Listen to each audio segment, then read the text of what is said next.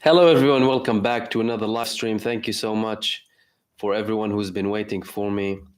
And thank you to all of our regular live streamers for joining me. Again, as usual, let's give ourselves a couple of seconds to make sure everything's live and running. Wow, we're already live today. YouTube is quick. They were quick for Eid today, YouTube. Looks like they uploaded the live stream very quickly. Again, welcome everyone. Thank you so much for joining me. Eid Mubarak again for everyone. Welcome to another live stream. For those of you who are new to this live stream, our live streams are regular on a daily basis to obviously open the space up for everyone and talk in more detail about our subjects really that we speak about, read between the lines, and have more in-depth analysis. Obviously, the videos that I post are a little bit shorter for those of you who prefer to have short updates and videos. You can go ahead to my video section and check my videos out on a daily basis. But for those of you who have the time and would like to also participate and share their views and share their thoughts and ask any questions. That's why we have these live streams as well, to have a longer talk, an extended talk on a regular basis. So again, thank you so much for joining me. The topic of tonight is a person, Yitzhak Brik, an IDF major, who I quoted previously. He's actually a major general. I quoted previously multiple times him and his warnings when it comes to Israel and how this war is being conducted by Benjamin Netanyahu. He is very critical of the government and of Benjamin Netanyahu. And this is a man who anticipated the 7th of October years before.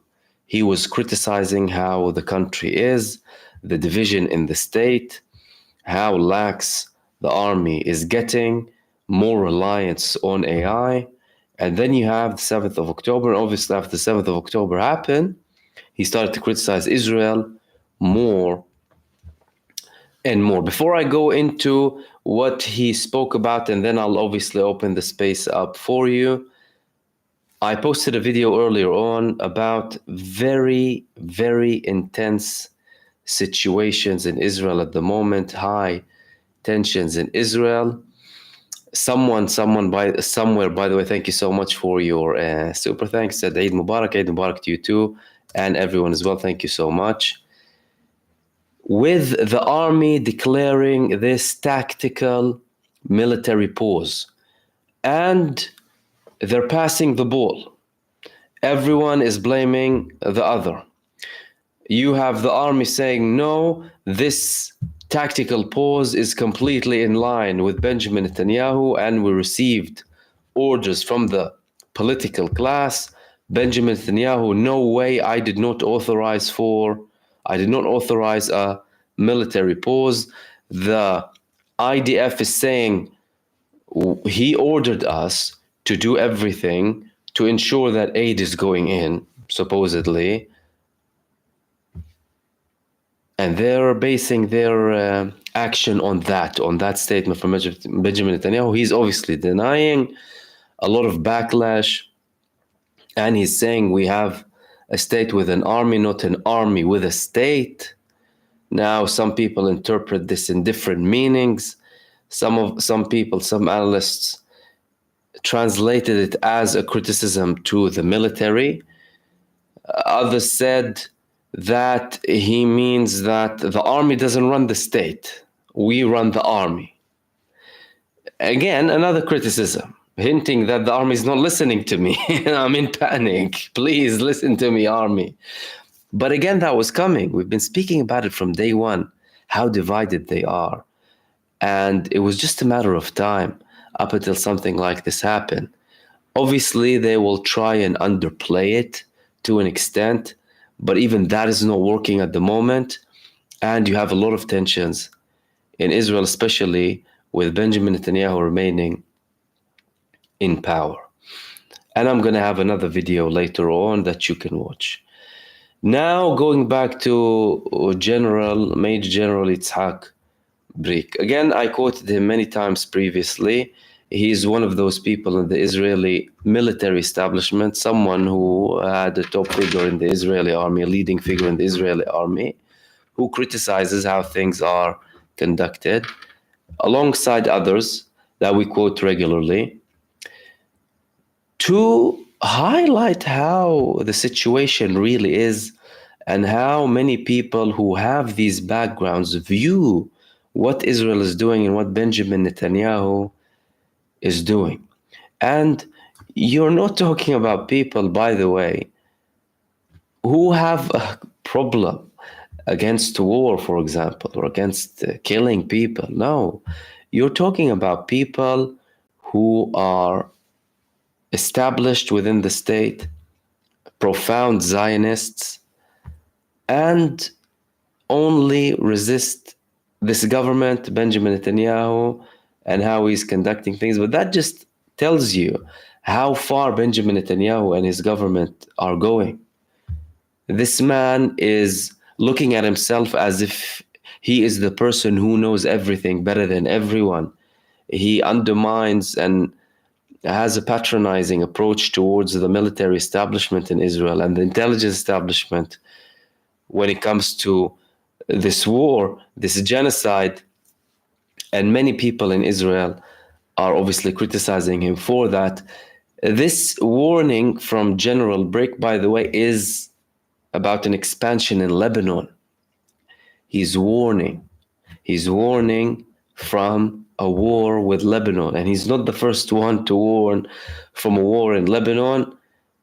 But if his warnings are true and Israel does conduct an operation, an all-out war in Lebanon, then according to him, that would be the Holocaust for the state of Israel. So he had an interview with Radio 103 FM in Israel. And it's not very long. And obviously after I share this, I'll open the space up for you.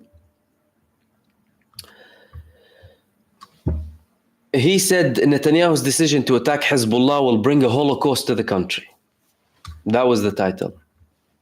Netanyahu's decision to attack Hezbollah will bring a Holocaust to the country. And mind you, in Israel, they don't use the term Holocaust lightly.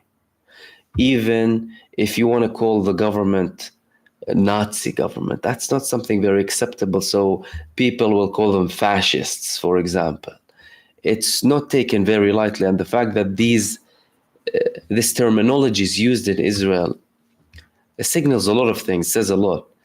Major General Itzhak Brik spoke today with Anat Davidov and Udi Segal on Radio 103 FM and expressed his opinion regarding the ongoing war in Gaza and the North. We are facing a strategic defeat that we have not experienced since the founding of the country, he said in the beginning of his remarks. A war that has lost its purpose in Gaza, and continues because of Bibi's one interest to survive. Because of Bibi's one interest to survive. Even after 11 fighters were killed, he continues with the cliche of continuing the war until Hamas is defeated and the abductees are returned. What is happening in Gaza is unthinkable. In a maneuver, we lost over 200 fighters and thousands were wounded. After we captured 80% of the territory, we removed the troops from the territory. There's no one to replace those who entered. When they leave and enter the same places they were in, they recover because it is impossible to destroy them with such exhaustion. He further added, over the course of 20 years, we have cut the army to a size that is unable to even defeat Hamas. Cut the army to a size that is unable to even defeat Hamas. In order to win, you have to conquer and be in the field for a year, change the administration, run them over until you think about whether it's possible to leave. In the first week of the war, when the world was with us, in the first week, we should have attacked Gaza and Rafah. Then we could have dealt a fatal blow. Today, it's impossible. What is happening today in Rafah is a disgrace that the public does not understand. We are on the axis above. We are not really fighting with Hamas. They capture the area. We are killed. But all the tunnels below the axis, we do not reach them. They do not reach anything under the ground. That's something we've been constantly repeating, that Israel cannot touch the tunnels. An excavation of 50 meters depth should be made. The Egyptians do not want to cooperate on their side. I talk to the fighters. They say they don't see Hamas members. They call them Hamasniks. There is no purpose to what is happening there.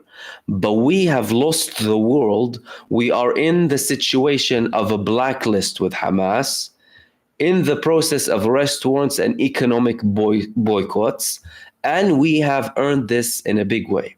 Nothing happened in Rafah like it didn't happen in all of Gaza. Imagine the statements. This is an IDF major general.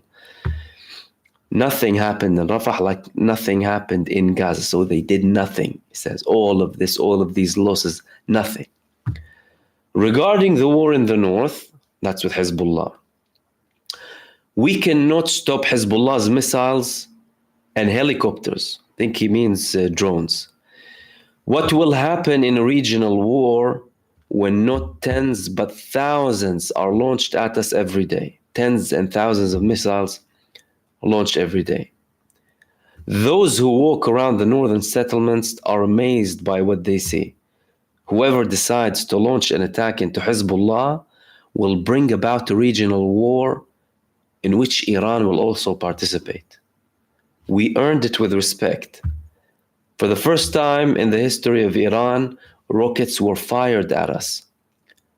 But there will be thousands, and we will accept the destruction of the country. At the end of his words, he revealed, I spoke to Netanyahu 6 times. The last time, 2.5 months ago. Today, Netanyahu and Gallant's decision to attack Hezbollah, it brings a Holocaust to the country. And note the final statement. A decision of Netanyahu and Gallant to attack Hezbollah, this brings a Holocaust. Look at the terminology and look how he's using it. As if he's anticipating them to go on a full-scale war with Lebanon, and he's already blaming them that they will bring a Holocaust on the state of Israel. That is Yitzhak Brik, Major General. That's the same person who warned from the 7th of October. Many people say that he even predicted it from previous statements that he said, and that I heard, by the way, and they were quite accurate when it comes to his anticipation of this attack from Hamas. And the man is now saying that an attack on Hezbollah will be the Holocaust of Israel. This is what I wanted to share with you. Let me open up the space for everyone. Check your participation, see if you have any questions.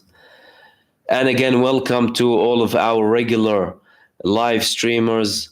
Welcome to all of the subscribers, all of the members. Thank you so much for your greetings and for your participation. And again, someone, thank you so much for your super thanks.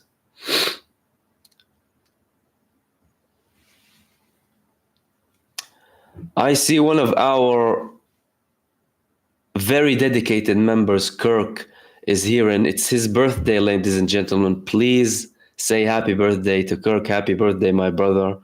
I wish you all the best for your birthday and for many, many more years to come. And I hope you had a wonderful day today.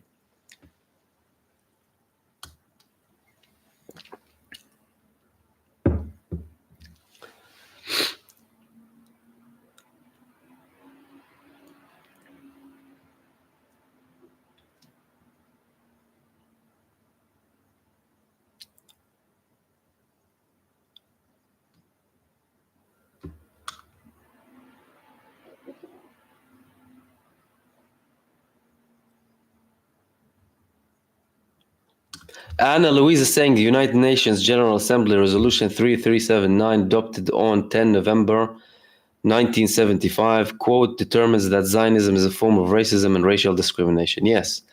And Israel went on an offensive.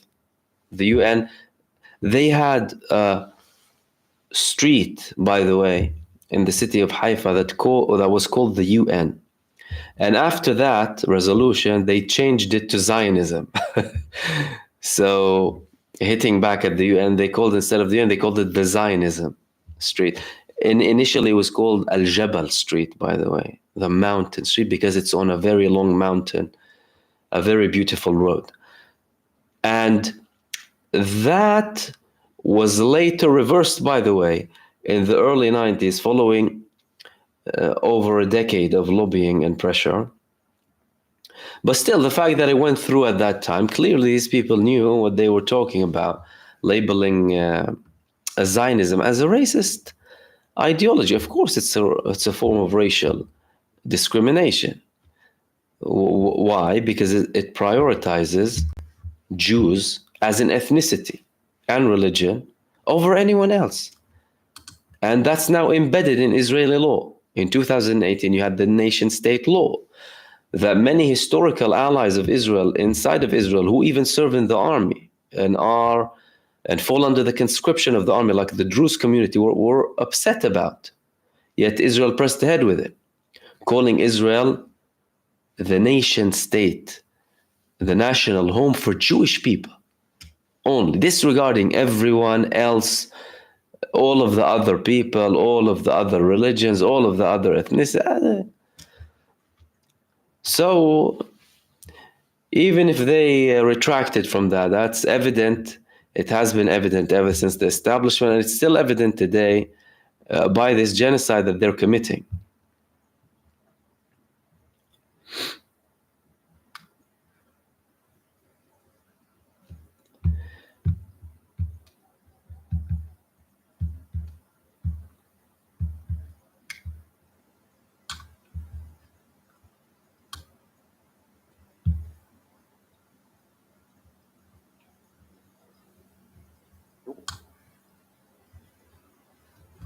Gulliberg is asking about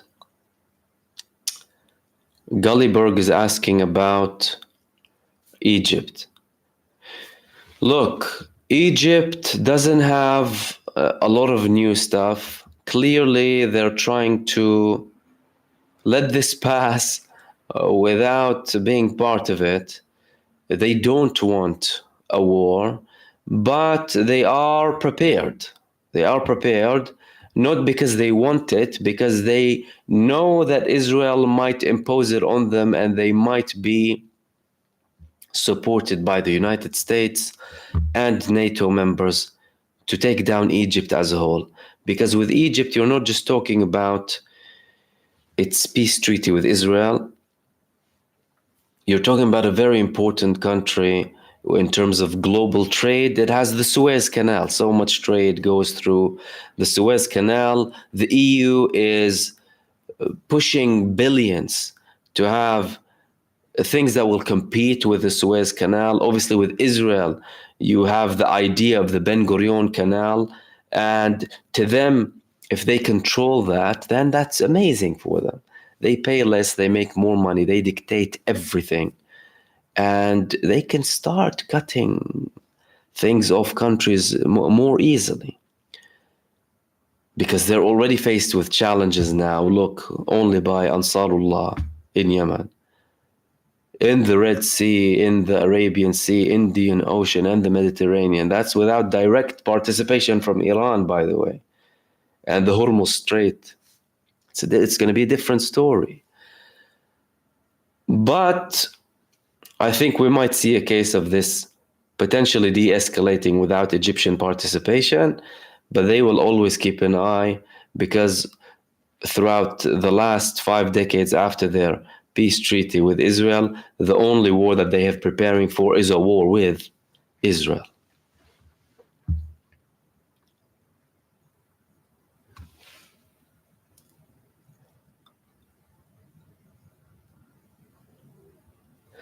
Interesting question from our canarchist. Is saying if Bibi is telling them no ceasefire and they're having a ceasefire, that means there already has been a military coup in Israel.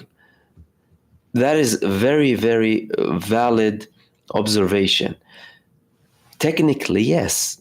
If someone in the army has taken a decision to call for a certain ceasefire, whatever you want to call it, they called it officially a tactical military pause. They did not call it a ceasefire. They did not call it a humanitarian. A tactical military pause. Tactical military pause comes by the orders of the prime minister or the defense minister, approved by the prime minister. Because it's the head of the army, the chief of staff, the defense minister, and then the prime minister. So ultimately, it's down to the prime minister. Now, they did it in a way not to attract too much criticism and to save themselves by providing an answer that's not very convincing. What's the answer? The guidelines from the prime minister. What are the guidelines? Do whatever you can to make sure that aid is reached safely to Gaza. Okay. But that's very vague.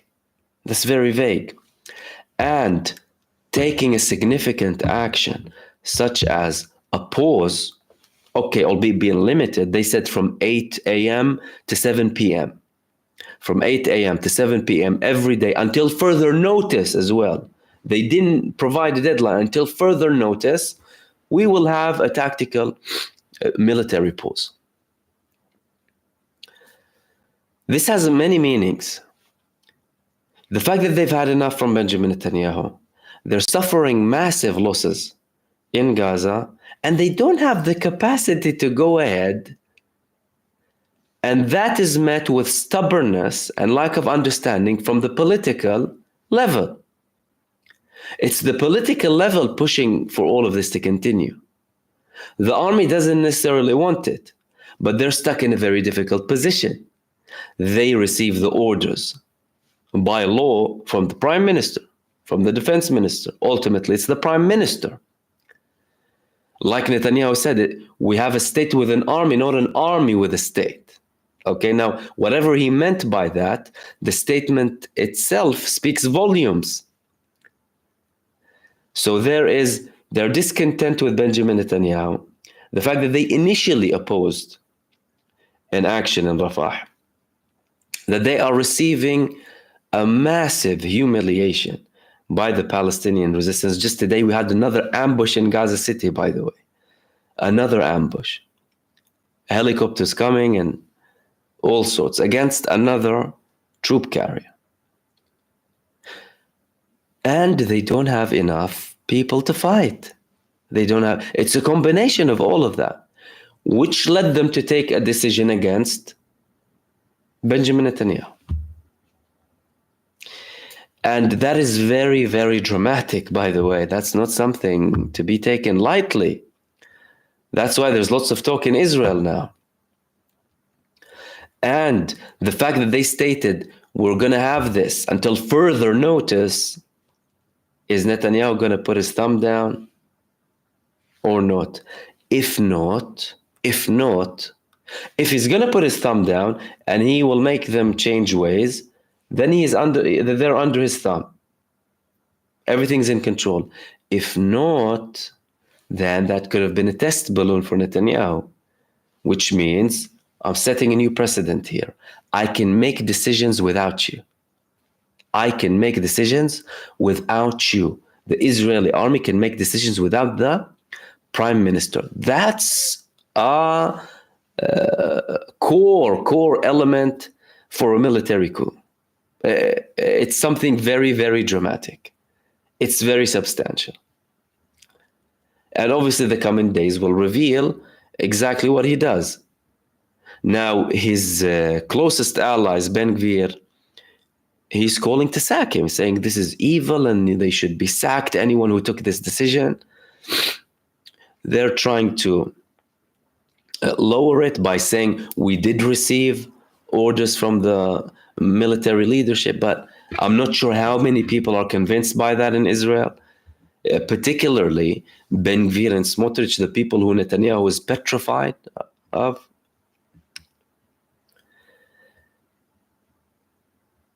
And Segyu Fishlin, thank you so much for your super thanks. You said you spoke yesterday about the Balfour Declaration.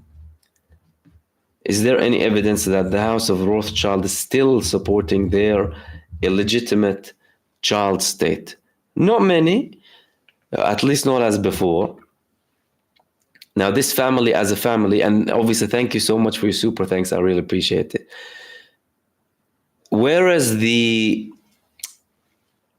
evidence support, the public support was very, very public. Initially, support of families like the Rothschild family and other families is a bit more secretive nowadays. And plus, Israel started to have much more fun. That was there to get Israel up on its feet. After Israel rose to its feet, they started establishing themselves.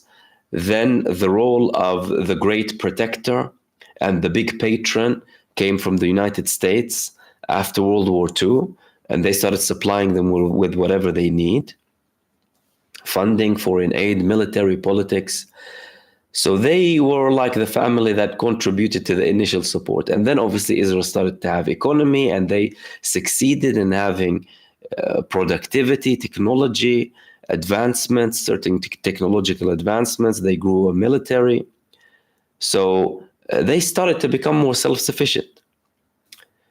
And no, it's not like as it was before in terms of like the public and funding and everything is available.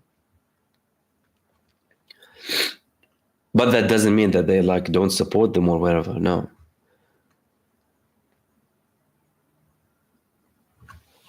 Just a nobody. Do you think the war in Lebanon would make Israel completely extinct? Very, very likely. Look, what we're witnessing now is, and really without being too dramatic, Israel committing suicide.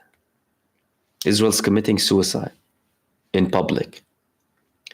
Now, this suicide is assisted by many factors to a large extent, but the fact that they're taking these actions is the main contributing factor to this suicide. Obviously, they're met with fierce resistance. That's one of the biggest things. The resistance fronts, their status as a pariah state globally, a state that is facing sanctions, a delegitimization. Countries that were traditionally with them are shifting away from them. The fact that they are persisting in what they do, the fact that they are public with their genocidal criminal intent in Gaza, and they're proud about it. The statements that we receive from the political level, from the military level, from the public level, all of that shows that you're seeing a collapse of a state. Now, if Hamas did whatever they did so far, and Hamas don't have 10% of what Hezbollah has. 10%. And Hezbollah so far did not use 5% of what they have.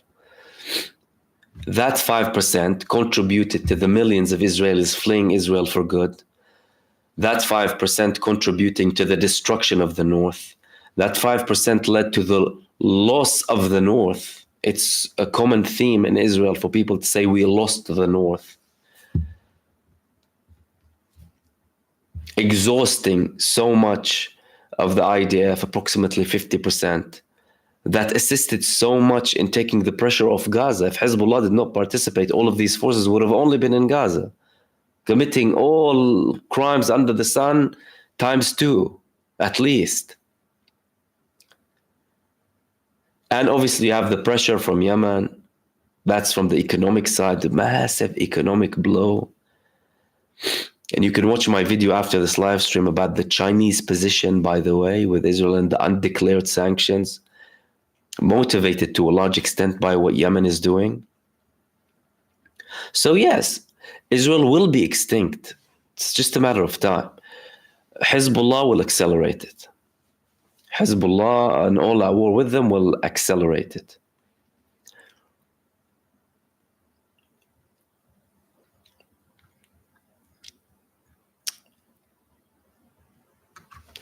Some Kite is asking, will Netanyahu use nukes in Lebanon?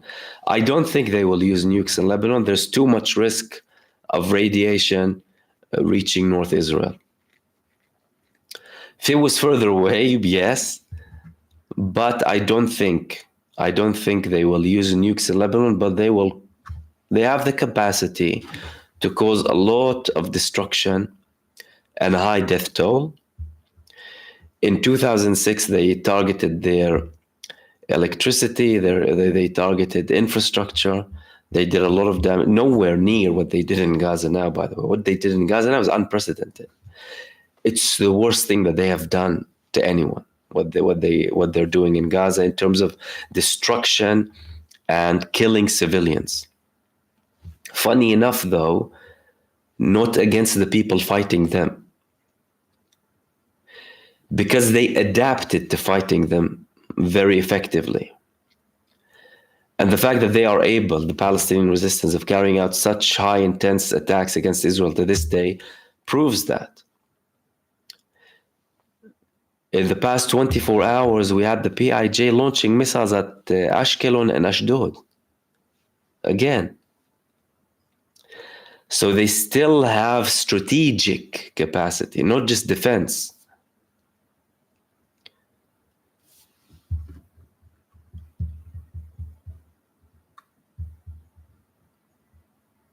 Marvin, thank you so much for your super thanks. He said, US losing global power.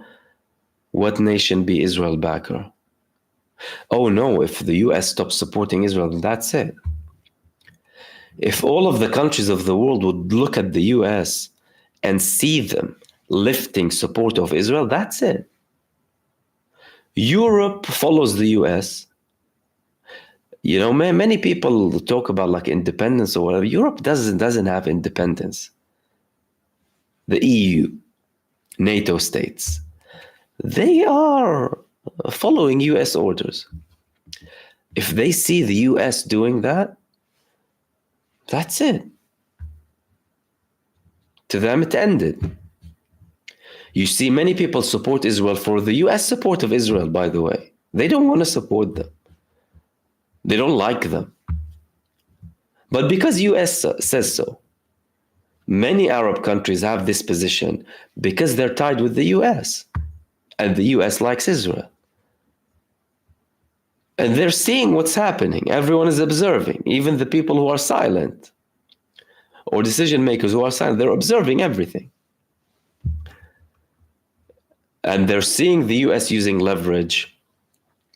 They're seeing the US sanctions, mini sanctions on certain ideas. They're seeing all of that.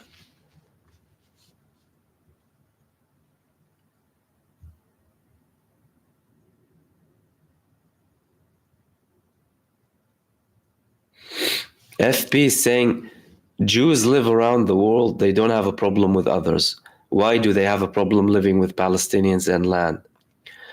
Also, they follow the laws of those lands, but are lawless in Israel. And a very interesting observation. Well, number one, because many Jews in Israel, not all of them, are obviously Zionist Jews. Zionism ethnicized or tried to ethnicize Judaism.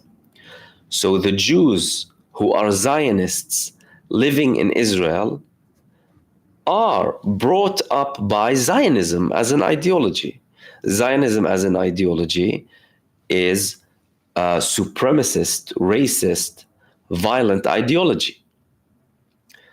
That is an entitled ideology, an arrogant ideology, and views them as a superior race. So to them, they're not considering the Palestinians. They deny their existence, many of them. So we can't say Jews living around the world, they don't have a problem with others, as if the Jews around the world are somehow linked with Israel, by the way. Forget about that. Because you might have Jews outside of Israel supporting them, but you have many Jews who don't support them.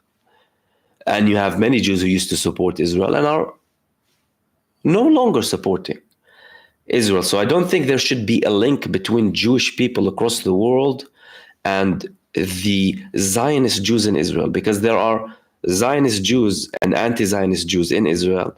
There are Zionist Jews abroad, and there are non-Zionist, anti-Zionist Jews abroad. And as a matter of fact, the majority of Zionists are not Jews, by the way. They're Christian. The movement of Jewish settlements in the land of Palestine to hasten the arrival of the Messiah, according to their belief, is a Christian movement.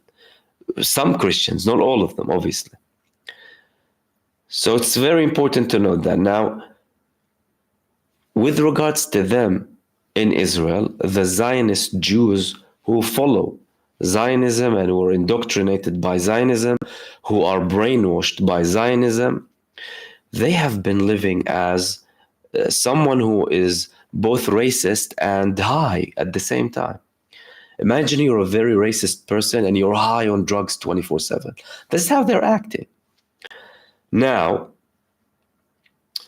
if you see someone and you have an ounce of care about them, and you see that they are going through this suicidal approach, what would you do? You try and wake them up from this racism and from this high. You don't support them by pushing them further. It's as if you're pushing them to eliminate themselves. Now, one might argue we're past that anyway. We could be past that, especially with the people in power in Israel.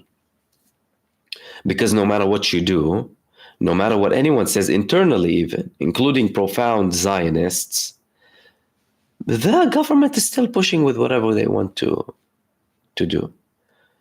And again, this lawlessness is based on entitlement and their unconditional almost support from the United States, from European countries. All this time they have been used to doing whatever they want to do, and at the same time being backed by the world's biggest superpower, soon to lose this position. We're already there almost.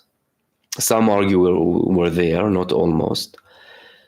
And they're receiving this legitimacy by constantly using the victimhood of the Holocaust, by weaponizing anti-Semitism, and by describing themselves as the only democracy in the Middle East and the front of the West in the Middle East. And again, some people in the West do believe that Israel is the Western Front in the Middle East. If Israel is the Western Front in the Middle East, as they believe it, and we do believe that they are a neo-colonial entity, then that's not a great image about the West, is it? Especially with what they're doing now.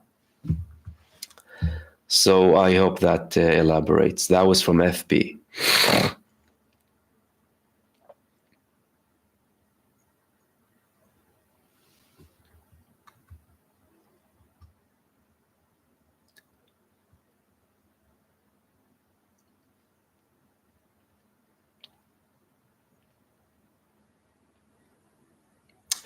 SJ, they are trying to throw Netanyahu under the bus, but Benji is fighting for his life, which makes him desperate and extremely dangerous. Absolutely.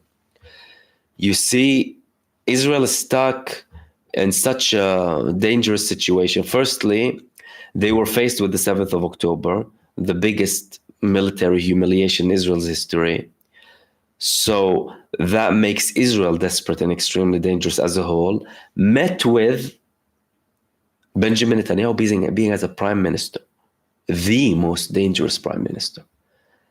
Why? Because he is a person who only cares about himself, to a level where people in Israel, senior like analysts and stuff, say that Netanyahu is like, it's like as if he's planted by Israel's enemies to lead Israel to complete disaster.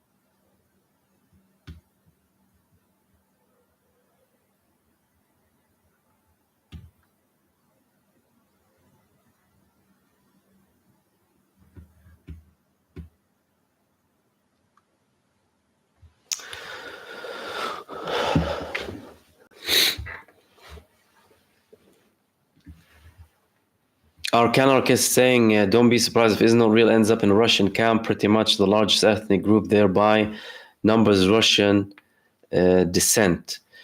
Well, those people with Russian descent, by the way, many of them pretended to be Jews. And that was a deal made up by Israel and the previous Soviet Union with almost concurrently with the collapse of the Soviet Union and the establishment of the Russian Federation, to have a aliyah, what they call an immigration to Israel by Jewish people, primarily for demographic purposes. This is what Israel is obsessed about, having a Jewish demographic superiority. And some people reported that that was in exchange for a Jonathan Pollard, the Israeli spy in the US, passing information. That's why he was sentenced for so long in the US and they didn't want to release him. So you had approximately 1.2 million coming from the previous Soviet Union to Israel. Now many of them are Christian. And just said they were Jewish people. And Israel, okay, you say you're Jewish, we need the numbers. Plus you have Oblast in Russia. You have many other areas with like Jewish majority. If they want to feel like they are in control or whatever. But at the expense of the Palestinian people, you know, we all knew that that's going to come to an end one day.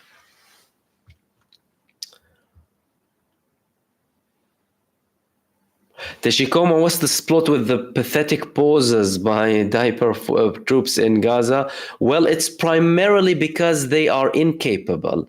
Then they have the problems of having more people in. And then you have them not liking Benjamin Netanyahu and not wanting to listen to Benjamin Netanyahu. The fact that Benjamin Netanyahu caused them a lot of problems and is leading Israel to this disaster. And really, the constant hits by the Palestinian resistance, where can you go, really, with that? And there's so much they can handle when it comes to Benjamin Netanyahu giving them orders that they are unable to comply with.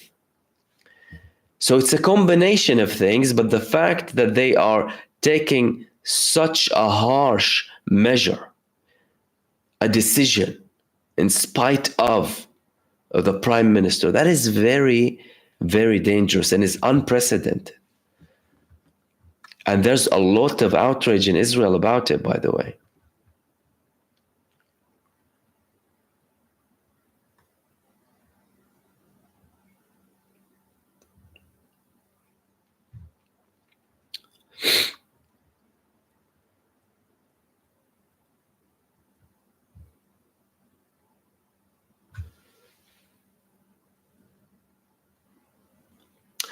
Eileen Strange, do you think that when the IDF calculates the cost of attacking Lebanon, they are also factoring the possibility that Syria and Iraq will jump in, fight for Lebanon?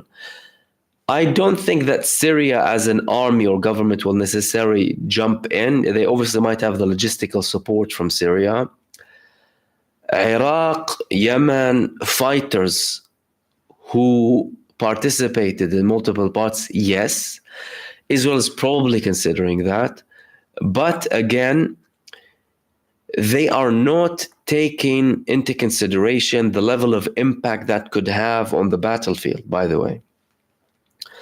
And they are not taking that consideration to a level where it would prevent them from doing so, even if that came at a very devastating cost. Look, all that they're saying now in Gaza, we are paying unprecedented cost.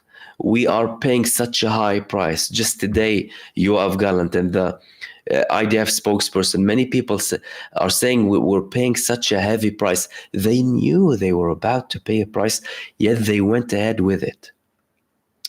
For the sake of Benjamin Netanyahu. Now, obviously, many people will argue, okay, if they know that this act is potentially going to end them, would they actually go ahead and do it? Yeah, they could, because they did what they did in Gaza. Listen, in the early days, I didn't necessarily think they would have a ground invasion in Gaza, because I saw previous wars in Gaza where they failed. But they still went ahead with it. Full throttle invasion. And they still continued, although they were receiving such massive blows and such good defense from the Palestinian resistance and heavy losses. So you're losing lives, you're killing your own civilians, and you're persisting and you're continuing. All of it doesn't make sense. You know, I try to make sense of what they're doing militarily or politically. It doesn't make sense. Show me one military accomplishment. Show me one political accomplishment. There are no accomplishments, but they still went ahead with it. And that makes me think, and obviously other people who observe this, that they might still make that mistake. I mean, I hear personally many people who say that, look, they're incapable of Gaza. Why would they go to Lebanon? Yeah, but do you think it made sense to go to Gaza anyway? It didn't make any sense. So what makes you think that they won't make the same mistake? Like some analysts would always used to say, like, they wouldn't go on a war with Egypt, for example. And I know Egypt is a different story than Hezbollah. But again, with Egypt as well, they pushed all the wrong buttons so far. What makes anyone think they wouldn't push another wrong button, knowing that Hezbollah could potentially gather over 1 million fighters if they need to? If they need to.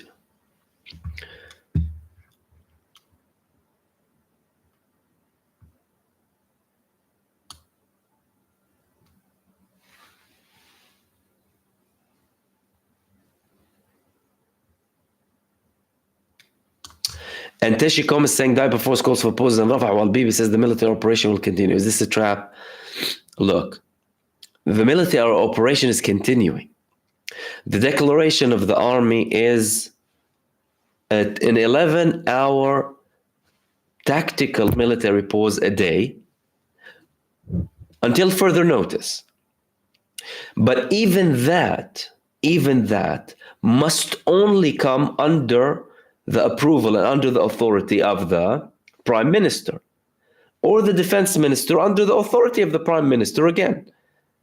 And Netanyahu should be the one who calls the shots. So the fact that they went ahead with that, in spite of Netanyahu, clearly signals that there's growing friction. Now they're taking actions. Friction and tensions that we've been speaking about since the beginning of this war, because it was there from before this war. Israel was more torn than ever before the 7th of October. After the 7th of October, they again became more torn than ever than before the 7th of October. And even if it is a trap, obviously, look, the Palestinian resistance, they know them by now. It's not as if they trust them. That's why they want so many guarantees when it comes to the ceasefire, by the way. That's why now they want Russia, China, and Turkey as guarantors. It's because they don't trust them. even if they say something.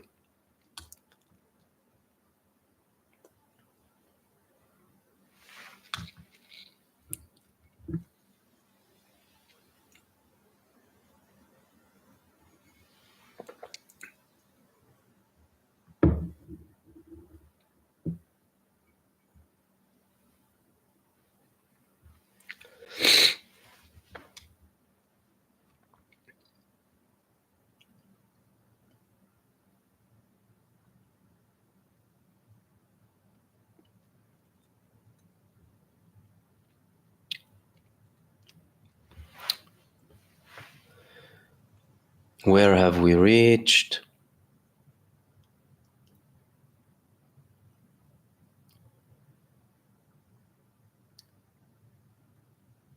Fuad Asfour is saying, when do you think Israel will invade Lebanon? Sorry if I missed your answer, just joined the chat. No, it's fine. There was no question like that. Look, they said that it will be a hot summer. They also said, the defense minister said, that we're treating the front with Lebanon as if it's a separate front from Gaza. Even if we have a ceasefire with Gaza, that doesn't mean we'll have a ceasefire with Lebanon. Although Lebanon told them, Hezbollah told them, we will adhere to any ceasefire agreement with Gaza and we will stop if you have a ceasefire. But it's as if they're stabbing themselves, Israel. I was saying, no, we won't treat it as a ceasefire. What are you giving Hezbollah excuses to continue and attack you? Do you understand how bizarre they're and how irrational they're behaving? It's unbelievable. But it could be, in any given moment, I do think they would want to de-escalate as much as possible with Gaza, unless they are only planning for a show of a limited military operation, a ground invasion, where they will be destroyed, I'm telling you from now, in Lebanon. But then again, if they do that, they cannot guarantee the outcome. And if they do start it, they don't know exactly how it will stop, and they wouldn't necessarily know how to stop it. And this was a threat, a warning given to them by the US administration as well. There's been lots of talk in Israel about it taking up to September. The new education year starts in September, although Netanyahu, and that's when, by the way, he started to receive more criticism from the local authority heads up north. He said in a meeting, what if it does take a couple of more months after September? It's as if he doesn't care about the people. And then they were outraged by this comment.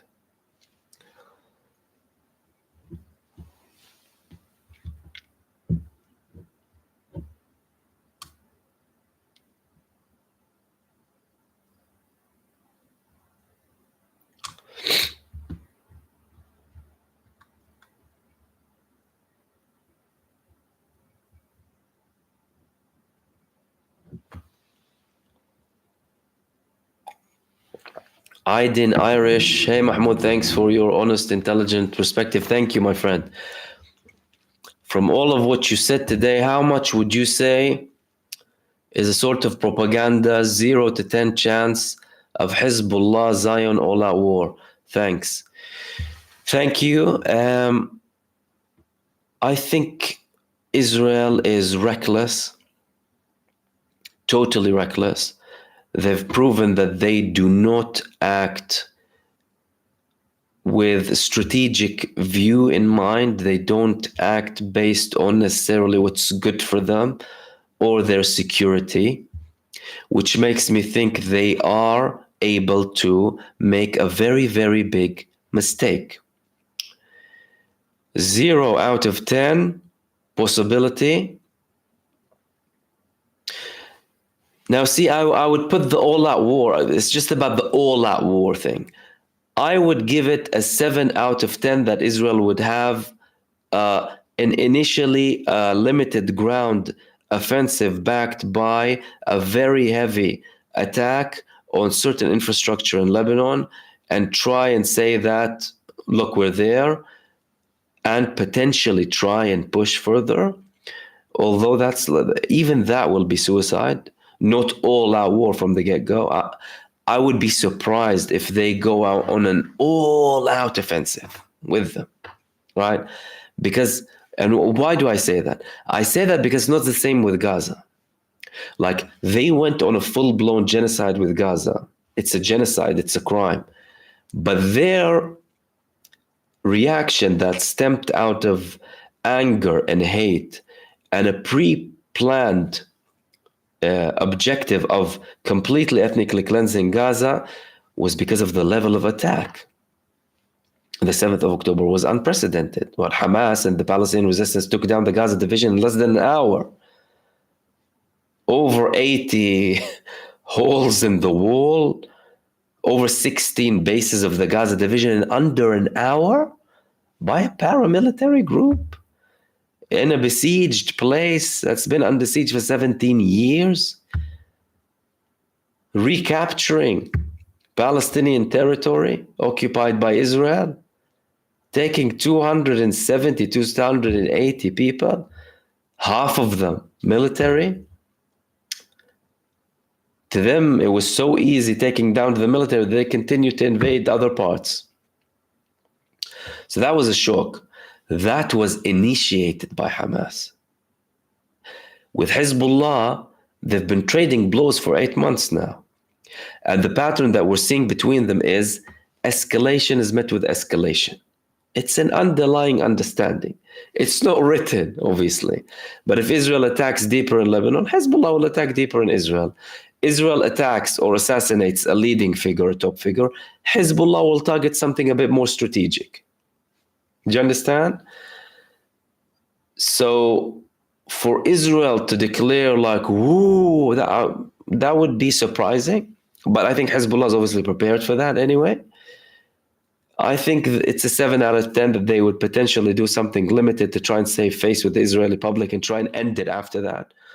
But I don't think that they would be able to end it, and I don't think that they would be able to end it at their own terms. And if that leads to only further escalation after it, then like I said, it will only hasten the demise of Israel.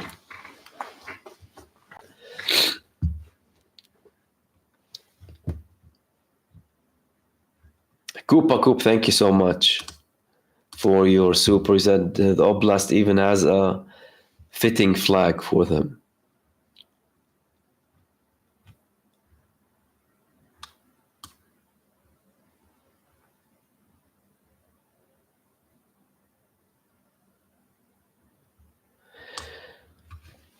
Born of Silence, do you think Hezbollah would use Fatimiyun forces from Afghanistan? Which groups think is most likely to help them besides the Lebanese Shia? Well, firstly, it's not only the Lebanese Shia. In Al-Aqsa flood, in attacks from Lebanon, many non-Shia groups participate, like Al-Fajr forces, Lebanese, and they say that they're Sunni Muslims. Although, I have reservations with all of this terminology, by the way. I don't believe in this terminology. It's not founded in Islam, Shia, Sunni. I'm Muslim and Islam, and that's it. There are many things to support it in the Quran, but obviously that's the question. So there are many non-Shia who fight with them. The Palestinian resistance fought from Lebanon. There are other movements with other religious backgrounds willing to fight with them. And with regards to external forces, obviously they would have people who have joint operations with them, like this group or others as well. But they would have others too.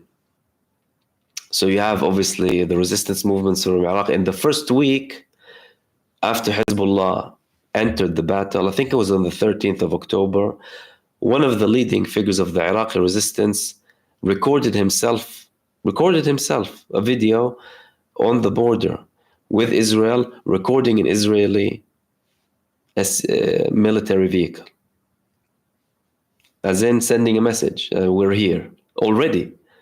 That was 1 week. So forces could already be there, by the way. Be there, ready for the time, for the hour.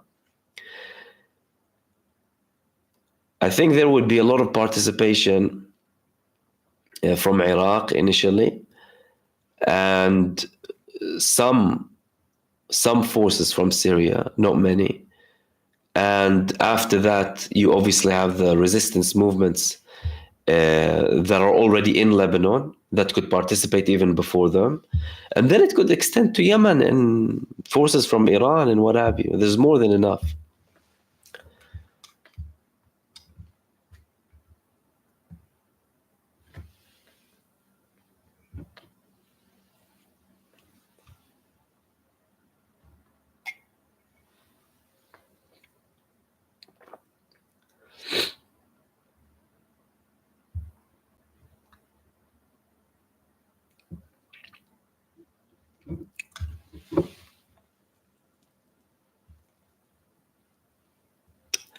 Zaina saying, do you think USA will give up Israel, as in stop helping it, let Israel alone? When that could possibly happen. Look, but the United States is already preparing and anticipating the day when Israel will end. The CIA, many argue the CIA runs the US, right? It's a state within a state. They already had reports from the late 2000s that Israel's living on limited and borrowed time. So it's not like the US doesn't understand this. But the US is trying to extend it as much as possible. Because to them, having Israel there, firstly, it's a status quo. It deals with the declared objectives or strategies or geopolitical purpose and financial purpose of the United States administration, regardless of what that means to the people of the United States. By the way, you need to understand, any support for Israel that is being declared is an artificial, like if them claiming our country's support, it's artificially generated support. Most of the populations on earth, they don't like this country, and they support the Palestinian people more than ever. But they have people in power, they have people in media who can portray things other than what they are, isn't it? They are able to spin things, they are able to lie and make you believe it. So the US knows that, and knows it's not a very long-lasting thing. I think the moment the US will completely give up Israel is the moment the US will feel that's it, it's no longer tenable, it's going to put all of our other interests at risk. Now, again, they declare that Israel is very important, very strategic for them. Important and strategic for who? Exactly. For the average American? For people facing poverty? People without healthcare insurance? For who? For the rough sleepers? Who exactly does Israel benefit, or its existence there? And that's an argument that more people are having, by the way. So certain patriotic Americans, they'll tell you as well, we have no interest in the state. As a matter of fact, we want to take all of our resources, all of our forces out and focus on the US. When you have people suffering economically, people, poverty, mini epidemics, medium epidemics here and there, lack of proper health care. What are you talking about as an interest?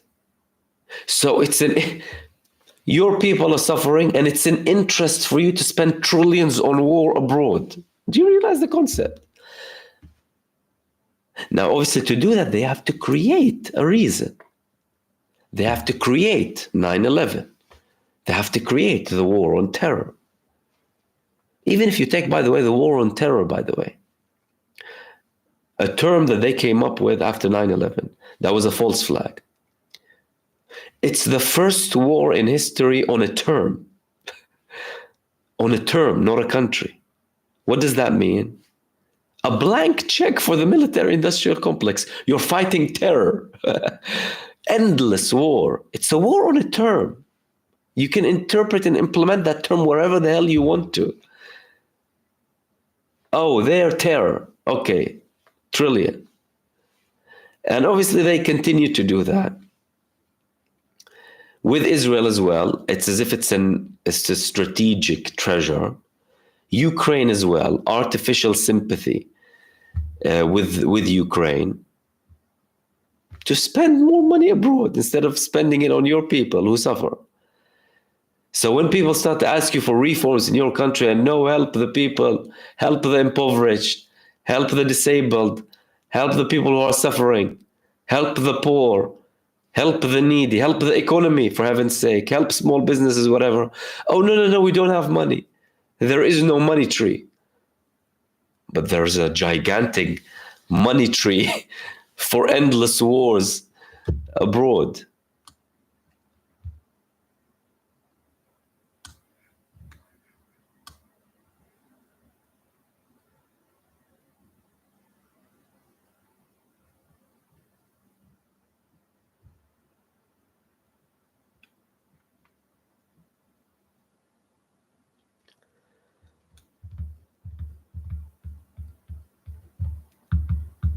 Hassan Ahmed saying, bravo for your non-sectarianism. Thank you. I wish more took your unified stance. Also, Abdul Bari Atwan supports this. How can we fight all these sectarian people who seek to divide us? Well, I think by really understanding the core essence of it, really. Now, there is inner sectarianism, outer sectarianism, in multiple religions, right? There's the sectarianism of religions on their own. There's sectarianism within religions. If we take Islam, for example, unfounded, but sectarianism based on political purpose, that's it. Sunni Shia divide politics, that's what it was. Otherwise, the Quran orders you not to divide. إن الذين فرقوا دينهم وكانوا شيعا لست منهم في شيء. God tells his Prophet Muhammad, peace be upon him, those who divided their religion and became sects, you have nothing to do with them. Another verse says, ولا تكونوا من المشركين. Don't be of the polytheists. من الذين فرقوا دينهم وكانوا شيعا كل حزب بما لديهم فرحون. From those who have separated their religion and became sects, each party is happy with what they have.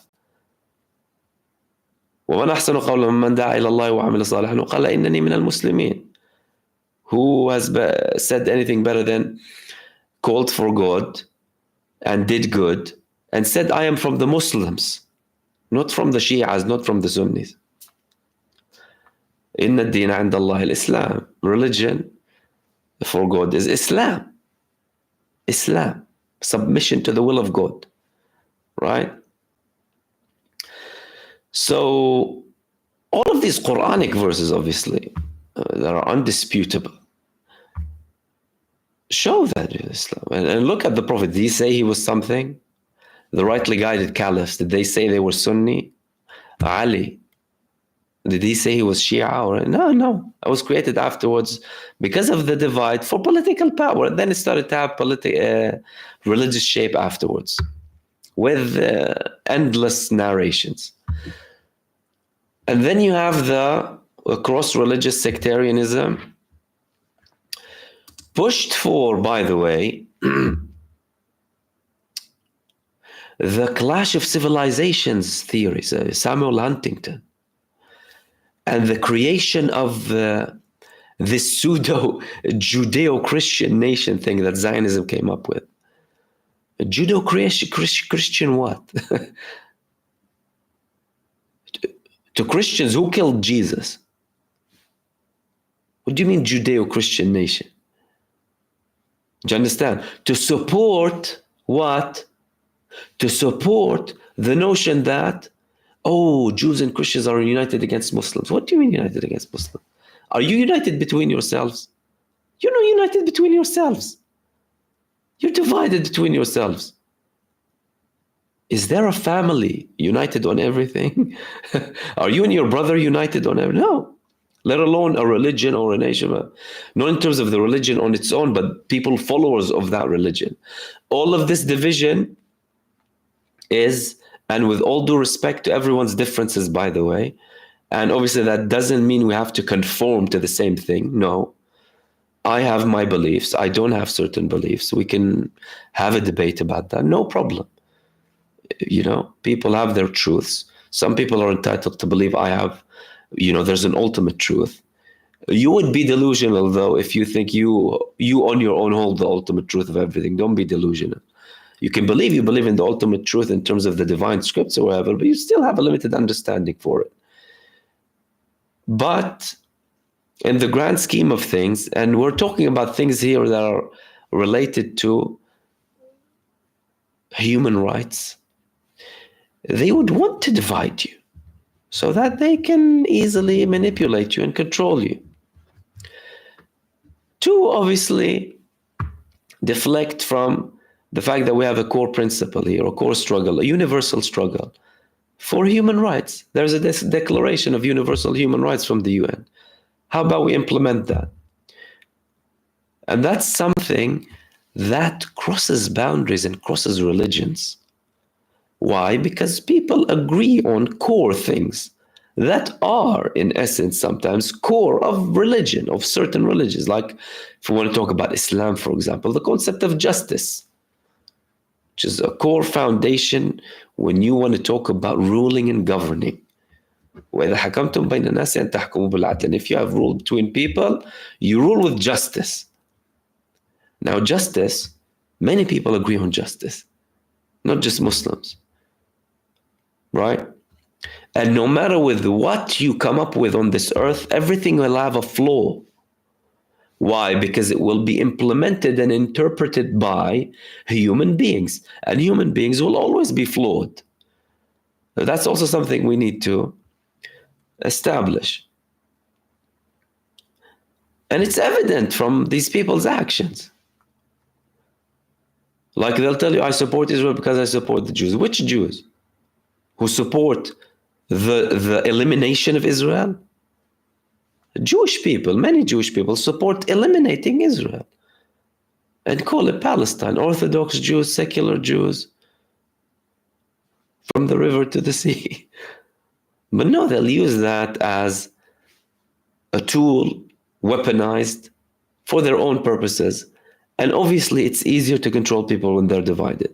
That's why you'll have people in power supporting division between people instead of cohesion and connecting people or gathering people on things that they share, certain values that they share. And again, that doesn't mean you have to conform to everything. No, it's not about that. People will still have their own beliefs. They will still have their own traditions. They will still, and good. And we respect that. Obviously, so long as we don't interfere with each other when it comes to these specific values or religious beliefs, for example, not be offensive, not have some respect. And that's it. But obviously, no, they want to push for the clash of civilizations. What do you want? Who's benefiting from a clash of civilizations? We're human beings. We're meant there to know each other and learn from each other. Take what's good and what's bad, ditch it. And John, that's so generous of you, man. Thank you so much for that, for your super. He said, Eid Mubarak to Mahmoud, to the Palestinians, the Yemenis, the Iraqis, the Iranians, the Syrians. Full stop. From its rivers to seas, Palestine will be free. I can feel it. I can sense the end of the satanic death cult Zionists, and they let the Chaz go back to Khazaria, US, EU, Canada, or UK. Brother, thank you so much for this. I can't tell you how much I appreciate that. I really do. And you people, you're amazing with your support. I really, really do appreciate that. And everyone else, with your contributions, you obviously support me massively. And you're part of, obviously, my work. Thank you so much for that. And thank you for your comments as well. And obviously, Eid Mubarak to you, my brother, and your family as well. Thank you so much for this. I really appreciate it.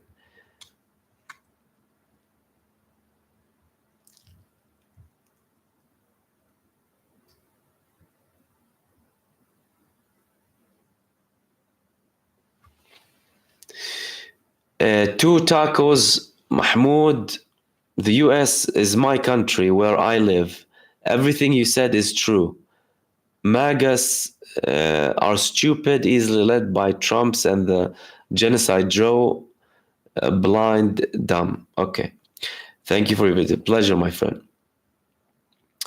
Listen, Trump is a person who has his own interests. Okay? Some people will agree with certain policies that he has. Some people won't. I think with regards to people easily led or fooled, that's something that has existed since the beginning of history, really. I think people like the feeling of someone acting on their behalf and doing on their behalf, right? And many people will act as if they do that with the right statements, with the right slogans, right? Correct words. And then, people say, okay, yeah, he knows everything, fine. And you're talking about a bigger problem here. You're talking about really a societal problem of people obviously being fooled very quickly, being indoctrinated to be fooled very quickly as well. And that is something that, if you want to eliminate that, you can't obviously eliminate it completely, but you can obviously counter it. You can counter it by having a level of education towards that. But again, ministries of education, who are they run by? They're run by the government, the school system, government. You can have certain levels of freedom and independence, right, with certain systems, private versus public sector, for example, to an extent. But at the end of the day, the government has a big say when it comes to education and indoctrination. And I think to counter that problem, you need certain measures to be implemented within the education system of each country to push for people to be their own creators, for people to question things and not just accept facts as they are.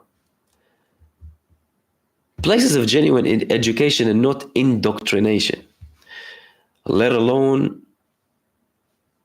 control through fear, which is what we're seeing. Mainstream media, fear. They'll scare you so that you can seek refuge in the government, as if the government is your savior. So they want to portray it as the people who are stealing the most money of you are your saviors. And that's been there for a very long time. And obviously, it's not like something you can, like I said, eliminate, but you can definitely have certain measures.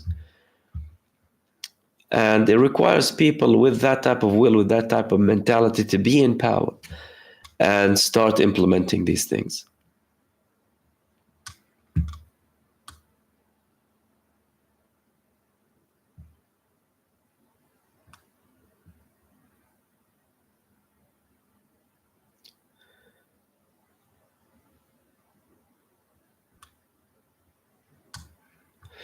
And that was the final one. Okay, we'll end it there. Again, thank you so much for everyone. I do apologize if I missed any of your comments, if they weren't highlighted or anything. So apologies in advance for that. Thank you so much for joining me. I really appreciate my time with you. Kirk, my brother, again, happy birthday. Thanks for joining on your birthday. Thank you for everyone who participated. Special thanks to everyone who sent super thanks. Someone, Segu, Marvin, I'm sorry if I mispronounced anything, Koopa Koop, and a very special and big, large thanks to my brother John Doe. Thank you so much for your super thanks and for your generosity. Your support is part of this work and obviously spreading the word and being more productive and having more time So thank you so much for that. I really do appreciate it very, very much. Apart from that, enjoy your week ahead. Eid Mubarak again, everyone. I wish you a blessed year ahead as well. I'll hopefully be with you. I'm here with you daily, unless I reach a level physically where I get knocked out before any videos.